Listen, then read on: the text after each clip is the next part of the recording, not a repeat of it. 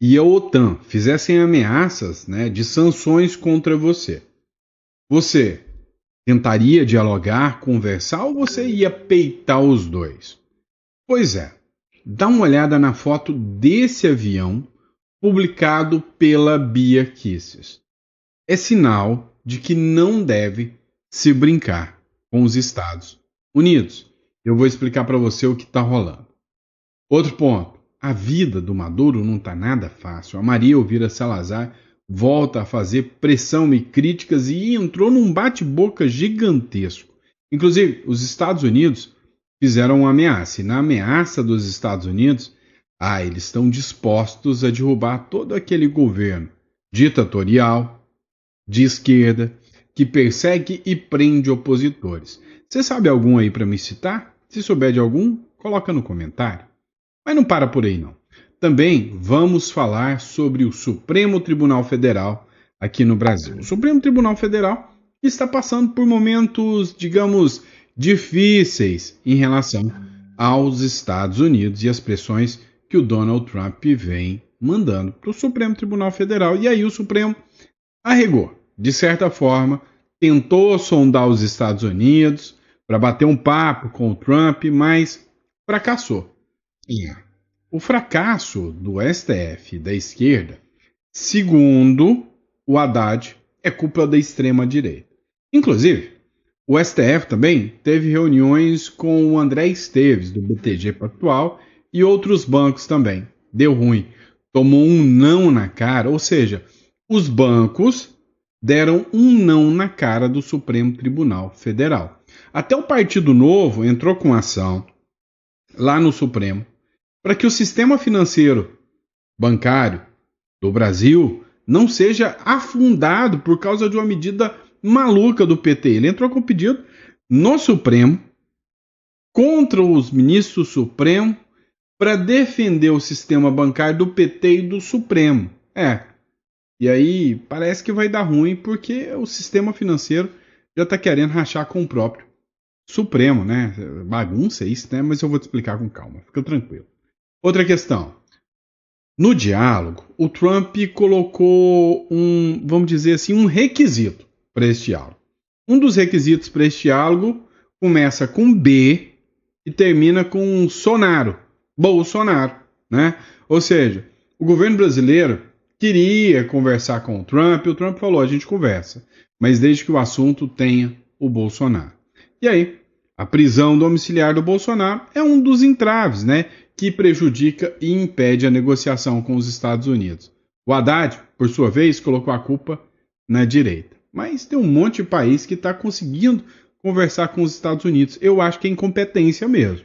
Mas nós vamos falar sobre isso. Então, antes de mais nada, inscreva-se no canal, curta, compartilha, para você que busca um canal que vai trazer informação com qualidade, informação com seriedade para você.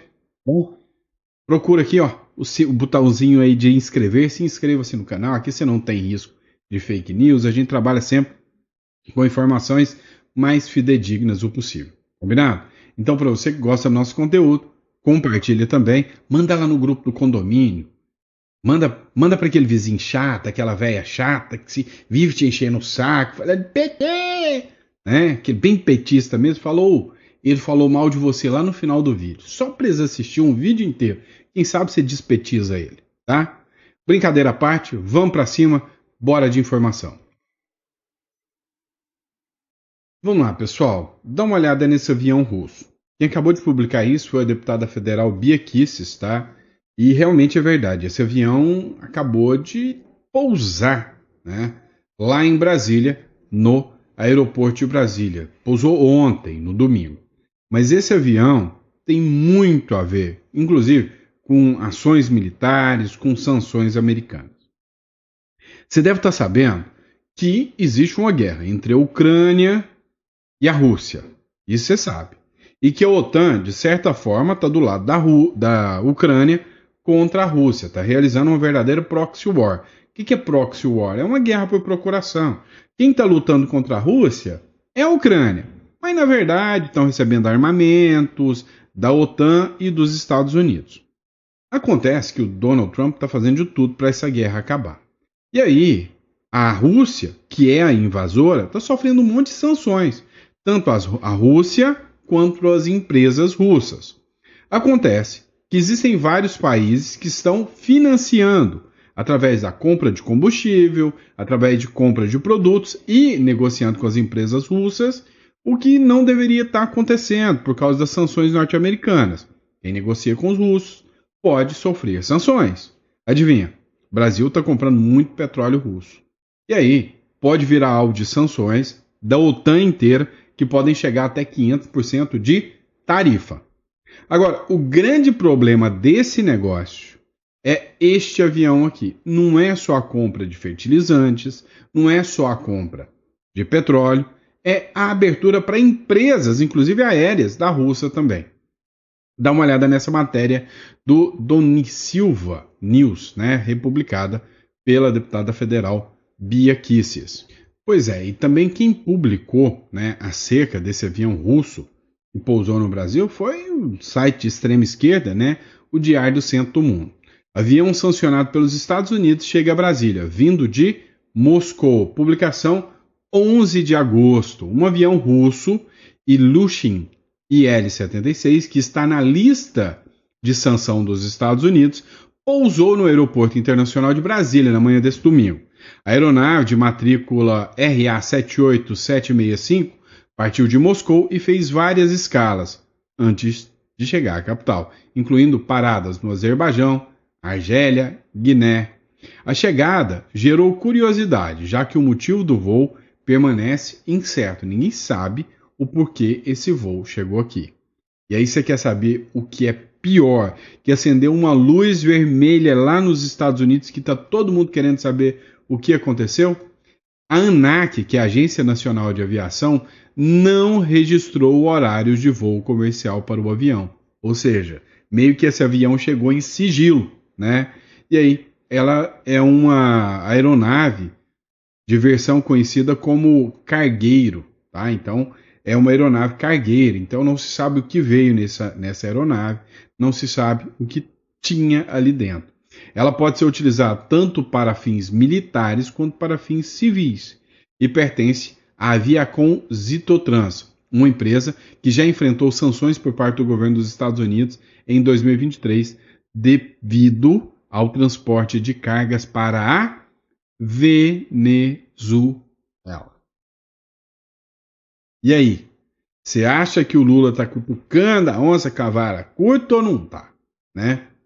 Então, apesar de tudo, né, que a gente está acompanhando, é um navio que pode ser utilizado para fins militares, foi flagrado em Brasília, é sancionado pelo Donald Trump e brotou no aeroporto aqui em Brasília, já foi sancionado por dar suporte e apoio à Venezuela, esta empresa. Será que o Trump vai dar uma olhada numa matéria dessa e pensar o quê, hein? Já que falamos em Venezuela, já que falamos em aliados, dá uma olhada nisso aqui. Movimento Colômbia, tá? O Maduro está na mira dos Estados Unidos. Os Estados Unidos já estão articulando e a qualquer momento eu posso ter o prazer, eu posso ser o felizardo de chegar aqui com a matéria para vocês e falar: caiu o preço do ovo, dona Maria. Não, caiu Maduro, caiu sem vergonha, mequetrefe, do ditador que mata gente, que prende gente, que dá golpe em eleições. Eu posso a qualquer momento estar falando isso, porque os Estados Unidos já fizeram um anúncio que a qualquer momento pode acontecer uma operação militar contra o Maduro. E aí, os Estados Unidos colocaram uma sanção de 50 milhões de doletas, tá, pela cabeça do Maduro. E aí já tem um monte de gente que está querendo receber esse prêmiozinho gordo. E aí o Petro, presidente da Colômbia, guerrilheiro também, da mesma estirpe dessa turma toda lá do Foro de São Paulo. Pois é, foi lá defender o Maduro, dizendo que é um absurdo que os Estados Unidos estão fazendo e se solidarizar com o Maduro. A Maria Elvira Salazar, que é uma deputada lá dos Estados Unidos, já apareceu, brotou e falou: quer saber de uma coisa? Vou mandar um recadinho pro Petro.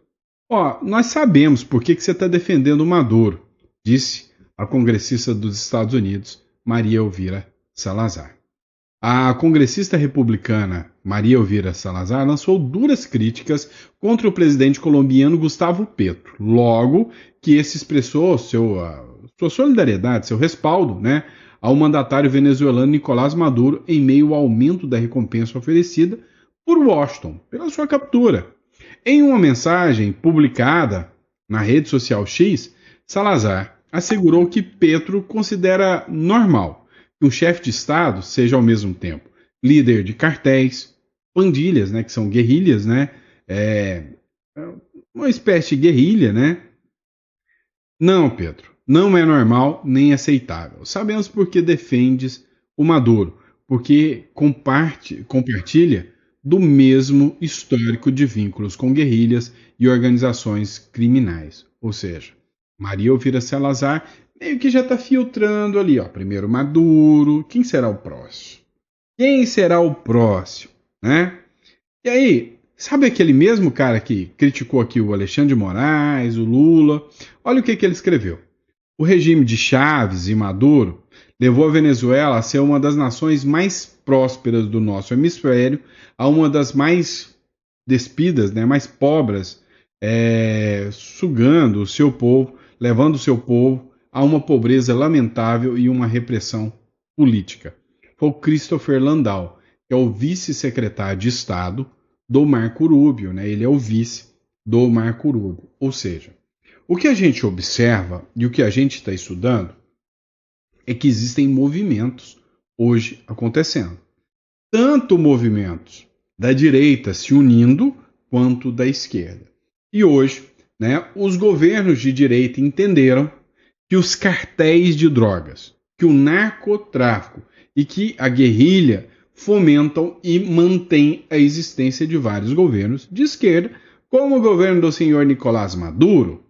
Um exemplo claro é que Javier Milei, aqui na Argentina, lançou em conjunto com os Estados Unidos um programa militar de combate ao PCC e ao Comando Vermelho, que vem do Brasil.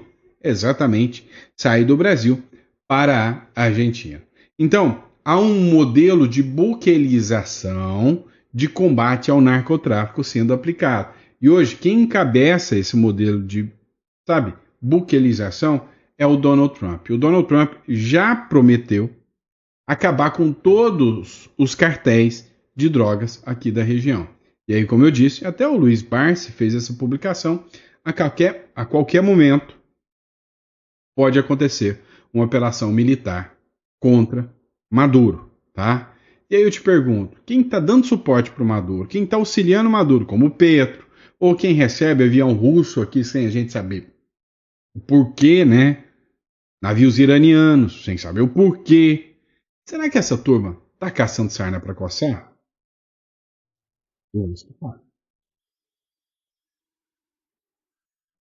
Vamos lá. Olha só. Enquanto, né, o noticiário anda envolto, né, na batalha com os Estados Unidos, dá uma olhada nessa aqui. O STF tentou sondar os Estados Unidos sobre sanções, mas fracassou. O que aconteceu? Os Estados Unidos aplicaram sanções magníficas ao ministro Supremo, Alexandre de Moraes. Não pode ter mais cartão de crédito, não pode ter mais conta bancária, mas isso não quer dizer que foi uma sanção para o ministro. Quer dizer que foi um aviso para os demais ministros. Falou, olha, o negócio é o seguinte, a Magnífica chegou para o Alexandre de Moraes, até então ele está falando, né? Não foi proibido de usar rede social, nem de aparecer em rede social, e está falando muito. E aí, os magistrados acionaram interlocutores influentes no Congresso dos Estados Unidos, especialmente os republicanos, mas ouviram que poucos têm acesso real aos planos de Trump. A tentativa ocorreu após Darren Beattie alertar que aliados de Moraes estão avisados e Washington está monitorando de perto, está monitorando tudo, está olhando tudo com uma lupa. O que os ministros estão fazendo, o que os aliados do ministro estão fazendo e o que quem dá suporte aos ministros estão fazendo. Ontem, o Lauro Jardim fez uma publicação lá no jornal o Globo e ele dizia o seguinte, olha, os ministros do Supremo não estão com medo da Magnífica, estão apavorados. E aí veio mais uma publicação que merece ser analisada, claro, também do Globo, tá? Essa é de André Esteves, tá? Não, da Malu Gaspar, desculpa, André Esteves é do BTG, da Malu Gaspar. O que os ministros do Supremo ouviram dos banqueiros em reunião tensa sobre a crise com o Trump? O que rolou?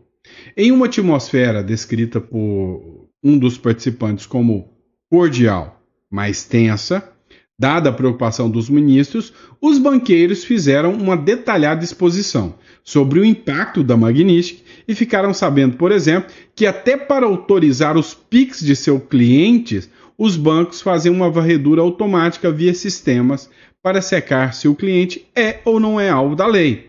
Isso significa que, mesmo que quisessem, os bancos não poderiam driblar os bloqueios da lei Magnitsky. Olha só. Então eles queriam fazer um sisteminha para driblar o bloqueio, para ajudar um certo alguém sancionado. Olha só. Mesmo que isso custasse o sistema financeiro inteirinho. Vinícius Carrion escreveu o seguinte: de acordo com o Globo, estavam presentes os representantes do Itaú, do BTG, do Santander, além do presidente da Febraban. Moraes, Gilmar Mendes, queriam entender até onde os banqueiros achavam que Trump poderia ir em sua escalada. Abre aspas, toda essa movimentação mostra que o quanto o Supremo está incomodado e preocupado com a ofensiva de Trump, mesmo que em público façam ironias e procurem não passar recibo. Ou seja, tão desesperados? Sim. E aí o PT entrou com uma ação lá no Supremo Tribunal Federal e disse o seguinte: o Supremo impede os bancos de aplicar a Magnitsky no Alexandre de Moraes. O problema é que o PT não está nem aí o que vai acontecer com você. Imagina se todos os bancos brasileiros, aquele que guarda o seu dinheirinho, tomar uma tunda do Trump de uma hora para outra e ficar fora do sistema financeiro internacional. Já parou para pensar o que vai valer o seu rico dinheirinho depois de uma dessa? Você vai ter sérios problemas. Não tenha dúvidas disso. E aí, o Partido Novo acionou o Supremo Tribunal Federal contra o pedido do PT de impedir sanções ao Alexandre de Moraes. Literalmente, o presidente do Partido Novo, que é o Eduardo Ribeiro, ele entrou com ação no Supremo Tribunal Federal pedindo que a ação do PT, que busca impedir as instituições financeiras de aplicar sanções contra o ministro Alexandre de Moraes, não seja aceita. E aí, dois problemas surgem aqui, tá? Primeiro, vem cá, o PT entrou com ação a favor do ministro Alexandre de Moraes. Detalhe, só que aqui ele entrou a favor de um CPF. E aí, para tal, o Alexandre de Moraes tinha que dar autorização. Não pode um terceiro entrar com ação em favor do outro. Terceiro? Não tem jeito. Quem teria que entrar com ação falando, olha, não quero que a lei seja aplicada contra mim? Era o próprio Moraes. Não pode ser o PT em nome do Moraes. Já viola toda a base do direito aí. É uma ação burra. É uma ação burra, sem conhecimento nenhum de direito. Começa aí. Esse é o primeiro ponto. O segundo ponto são os efeitos catastróficos se o STF dá uma decisão como essa. Se o Supremo dá uma decisão como essa, todo o sistema financeiro brasileiro pode entrar em colapso se saírem do sistema SWIFT. O que é o sistema SWIFT? É o sistema de negociação via bancos. Até aí tá ok? Tudo bem? Beleza. Então o que acontece? Ele pediu para não aplicar. E aí vem a cereja do bolo. Se, e somente se, essa ação cai na mão de algum ministro ou de uma turma, e o ministro fala, não, sua ação está errada, Eduardo Ribeiro, do Partido Novo. Eu vou rejeitar e vou proteger o Moraes. Parabéns, encontramos mais um, apto a levar a lei Magnitsky. Agora, se ele fala, não, eu vou rejeitar, eu vou aceitar a ação do Ribeiro e vou permitir que os bancos sancionem Moraes, o Moraes pode ter se lascado nessa, e aí, o ministro que deu essa decisão se sai bem, nessa e pode ganhar um votinho de confiança dos americanos.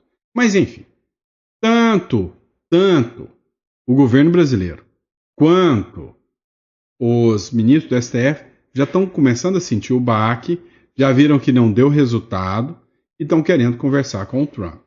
Mas tem uma condição que começa com Bol e termina com Sonaro. A gente vai falar sobre isso no próximo bloco. Pois é, dá uma olhadinha nisso. Matéria do Goiás 246, né? O Trump põe Bolsonaro como condição para diálogo e cria impasse nas negociações. Olha isso. O governo brasileiro, sob liderança de Luiz Inácio Lula da Silva, enfrenta um impasse nas negociações com os Estados Unidos. Há um crescente pessimismo em Brasília, pois o presidente americano Donald Trump tem ignorado os pedidos de diálogo. A avaliação do governo Lula é que Trump só aceitará conversar se a situação do ex-presidente Jair Bolsonaro for incluída nas negociações. Meu amigo, a situação não está nada fácil para Lula, né? Segundo o R7, a prisão domiciliar do Bolsonaro também está sendo um entrave que prejudica as negociações entre Brasil e Estados Unidos. Então, vários especialistas, inclusive especialistas da área jurídica quanto da área econômica, já disseram isso. Segundo a especialista em direito empresarial Anderson Balão, advocacia, Naila Aguardo Ribeiro Franco, negociações diplomáticas e comerciais em TEV devem seguir critérios técnicos e econômicos. E aí não tem aqui, né? Abre aspas. No entanto, a prática de fatores pessoais e contextos políticos podem influenciar o ritmo ou a prioridade atribuída a determinadas pautas. O mais importante é que ambos os países mantenham canais institucionais de diálogos capazes de preservar as relações comerciais independentes de circunstâncias momentâneas. É o que afirmou aqui, né? Uma turma de juristas que avaliou isso aqui.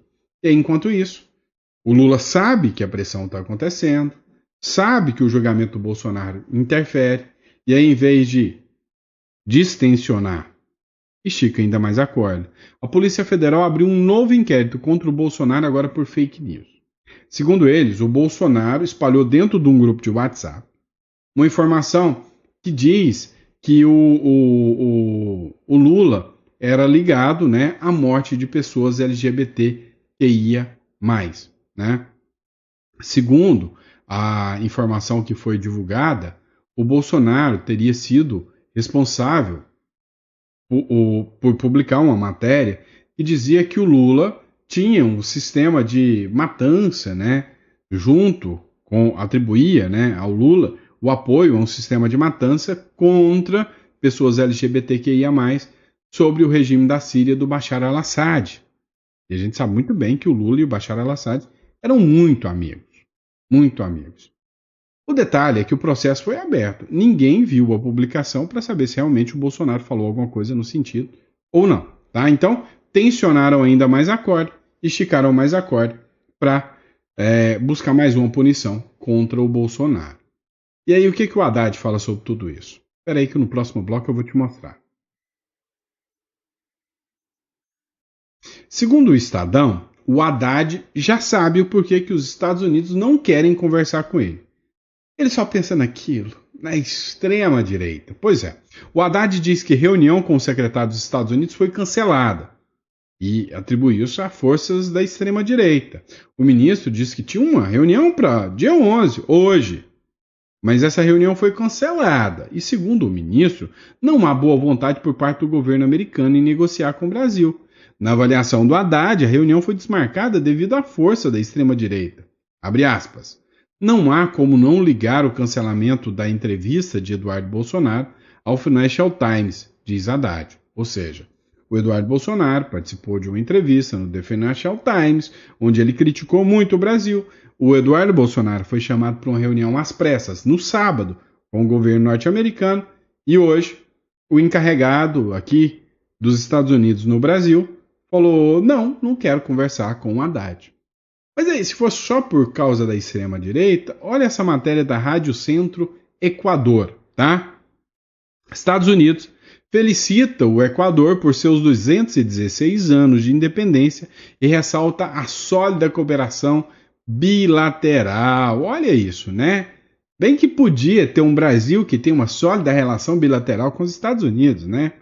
Em nome dos Estados Unidos da América, em nome dos Estados Unidos da América, expresso minhas mais sinceras felicitações ao povo da República do Equador, ao celebrar 216 anos, né, de aniversário da sua independência, ou seja, mandou aqui cartinha para o Equador. O Lula deve estar chorando, não recebe cartinha, tadinho, não recebe não. Mas vamos lá. O Lula está tensionando ainda mais. Você quer saber mesmo por que o Lula não consegue conversar com o Trump? O El País América está dando corda para o Lula e o Lula está se achando. Olha só o próximo bloco. Vê isso aqui. O Lula e a Justiça do Brasil existem firmes ao castigo de aranceles, como que fala? Tarifas, das tarifas de Trump. Quando o presidente estadunidense Donald Trump decidiu dinamitar o sistema de livre comércio vigente desde o fim da Segunda Guerra Mundial, a reação foi uma espécie de salve-se quem puder, né? Cada país negociou como melhor sabido. Porém, esse cenário de ameaças trumpistas e esses sinistros contatos bilaterais e prazos mudou. O Brasil é uma exceção, por vários motivos. Estados Unidos há um imposto, um gravame mais alto, 50%, como depois a Índia. E o presidente Trump deixou claro que aqui as tarifas são um mero instrumento de pressão para que a justiça brasileira enterre o processo por golpismo contra o ex-presidente ultradireitista de Jair Bolsonaro. Você já vê que o País América é um belo do esquerdista, né? Cara, para mim falou extrema-direita, ultradireita, neocolonialismo, neoliberalismo, colonialista. Para mim isso não passa de um mequetrefe de esquerda, tá? Então, tem gente ainda dando corda pro Lula se enforcar e enforcar o povo brasileiro junto. Mas até a Globo já tá caindo na real, olha só. A Globo chamou um especialista e o especialista... O professor falou a falta de estratégia do Brasil. Não usou nem Embraer, não usou nada. O Brasil não tem estratégia nenhuma. É um bando de perdido. Dá uma olhada. O Brasil também não teve uma estratégia. Por exemplo, a Embraer foi lá e negociou com os Estados Unidos que ficasse com apenas 10% de tarifas e agora está negociando passar a linha de montagem do KC-390, que é um avião de ponta que a Embraer produz, um avião militar, para os Estados Unidos. Isso geraria 2 mil empregos. Esse tipo de ação, a Embraer está certa em procurar seu interesse próprio, mas esse tipo de ação geralmente é utilizado pela nação, pelo Brasil. O Brasil poderia chegar para a Embraer e dizer, olha, a gente precisa que vocês nos ajudem nessa negociação, vocês são estratégicos para nós e para os Estados Unidos, nos ajudem a negociar, vocês são um trunfo para nós. O Brasil não usou essa carta porque o Brasil não tem, nesse momento, uma estratégia de negociação, Marina. Cara, o Brasil não tem estratégia de negociação, não tem plano de governo, não tem nada. Vou até te falar mais, né? Do jeito que a economia está indo, seria normal você pensar, sabe, mas por que o dólar ainda não está R$7? Impressionante, o Brasil está pegando fogo, tarifas já chegou, o negócio está denso, tá maluco, mas o dólar tá firme ali em 5,45, 5,55. O que está acontecendo que o dólar está estável? Te conto o que está acontecendo. Há ainda uma esperança de que em 2026 o Lula saia do poder. Então, por causa disso, alguns investidores ainda estão mantendo o dólar aqui no Brasil. O que vai acontecer? Se o Brasil está bem, o dólar abaixa. Se o Brasil está uma meleca, o dólar sobe. E aí, o que está segurando o dólar até hoje? A expectativa e a esperança que o Brasil possa melhorar e que esse mal que sofremos é um mal passageiro. É isso que está segurando o dólar ali. Se a gente sentir que esse mal não é um mal passageiro, de certa forma, a pressão dos Estados Unidos em cima do Brasil está segurando o dólar. O dia que os Estados Unidos falam, não, esquece, não dou conta disso mais não. Nosso dólar vai virar o Bolívar venezuelano. E aí, olha só para dar exemplo para vocês. Outra matéria da Globo News, descascando a economia do governo Lula. Olha só. Já relatos, primeiro, de paralisação de negociações, o mercado ele para observar os movimentos antes de seguir com negociações e entender os próximos passos nesse ambiente de incerteza.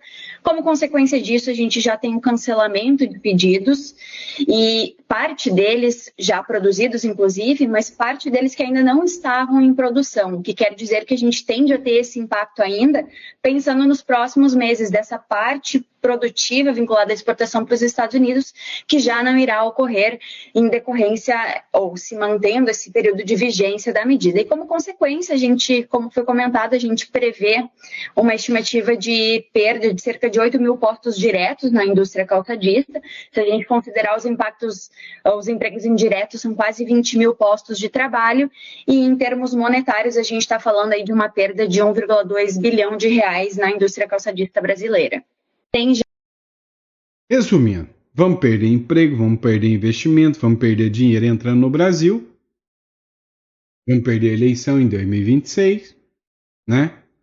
Dá uma olhada, ó. Cronistacom é um jornal da Argentina. A Argentina volta a pisar forte na região e consolida sua liderança em 2025. Dá uma olhada.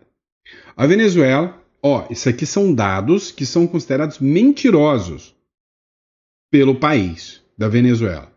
2%. A Colômbia cresce menos que a Venezuela, 1,5%. O Equador, 1,5%. O Peru vai bem, 3,5%, né? 3,1%. A Bolívia, 1,5%. Vai mal também. O Chile, cara, é uma potência econômica que vai até bem, 2%. Uruguai, lembra que eu te falo, o Uruguai não tá mal, 3,5%. O Paraguai está despontando. Paraguai, 3,8%. O Brasil, 2,1%. E a Argentina? A Argentina é o milagre econômico de Brasil, de América do Sul, ou seja, a Argentina, 5% se comparado aqui. A República das Bananas. Dá uma olhada aqui, né? A República das Bananas, 2,1%. Argentina, 5%. Mas é lógico que a esquerda é melhor do que a direita, né? Olha só, a Argentina de Milei pode ser o milagre econômico dos anos 2020, diz Niall Ferguson. Vai entrar para... Quem me acompanha há muito tempo, o que eu falei? O Milei vai entrar para os livros de história, né? É a nova Thatcher. O Milei vai entrar para os livros de história, vai ser um símbolo da direita no mundo. Isso sim, o Milei vai ser um símbolo, cara. Vão ter livros e mais livros escritos sobre o milagre econômico chamado Milei. O historiador econômico Niall Ferguson afirmou que a gestão de Javier Milei pode se tornar um dos milagres econômicos da década de 2020. Investir em ativos argentinos desde a eleição de dezembro de 2023, ele vê nas reformas do presidente a melhor oportunidade em décadas para superar o histórico de crise do país. Quem investiu na Argentina se deu bem demais. Quem investiu no Brasil se lascou, né?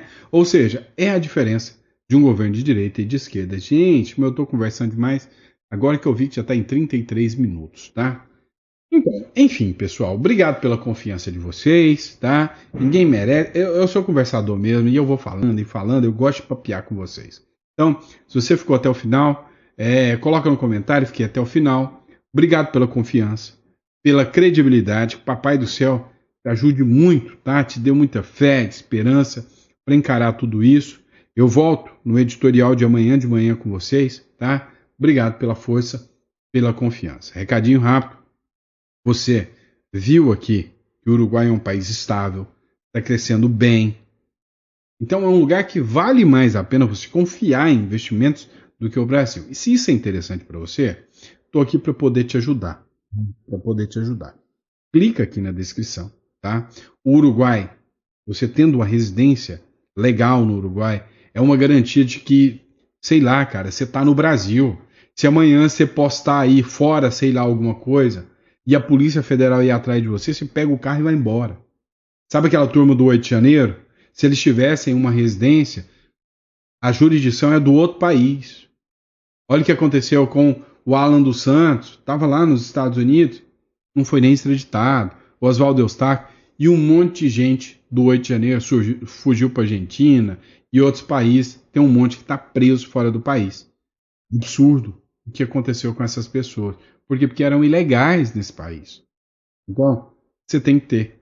É uma chave de liberdade. Se depender de mim, eu tenho 3, 4, 5 residências, porque é uma garantia, tá? É uma garantia, tá bom? Obrigado, fiquem com Deus. O link está aqui na descrição. É só mandar uma mensagem para a gente. Grande abraço.